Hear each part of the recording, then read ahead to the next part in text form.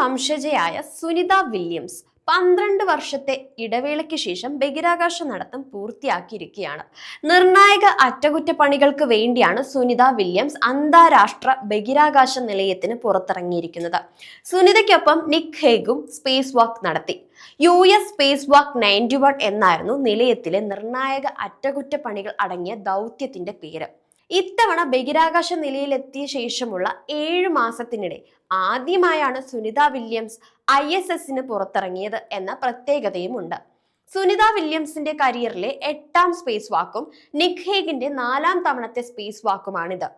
6 മണിക്കൂറോളം നേരം അന്താരാഷ്ട്ര ബഹിരാകാശ നിലയത്തിന് പുറത്ത് ചിലവഴിച്ച സുനിതയും നിക്കും നൈസർ എക്സ്റേ ടെലസ്കോപ്പിലൂടെ അറ്റകുറ്റപ്പണി നടത്തി ISSന്റെ ഓറിയന്റേഷൻ കൺട്രോൾ നിയന്ത്രിക്കുന്ന ഗൈറോ പുനഃസ്ഥാപിച്ചിട്ടുണ്ട്.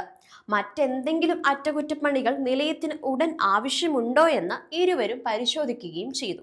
അന്താരാഷ്ട്ര ബഹിരാകാശ നിലയത്തിന്റെ പ്രവർത്തനം സുഗമമാക്കുന്നതിനും കാലാവധി ഉറപ്പിക്കുന്നതിനുമായി അനിവാര്യമായ അറ്റകുറ്റപ്പണികളാണ് സുനിത വില്യംസും നിക് ഹേഗും പൂർത്തിയാക്കിയിരിക്കുന്നത്. ജനുവരി 23-ന് അടുത്ത സ്പേസ് വാക്കും അന്താരാഷ്ട്ര ബഹിരാകാശ നിലയത്തിന് പുറത്ത് നാസ നടത്തുന്നുണ്ട്. സുനിത വില്യംസിനൊപ്പം ബാരി വിൽമോർ ആണ് ഈ സ്പേസ് വാക്കിനായി നിലയത്തിന് പുറത്തിറങ്ങുക.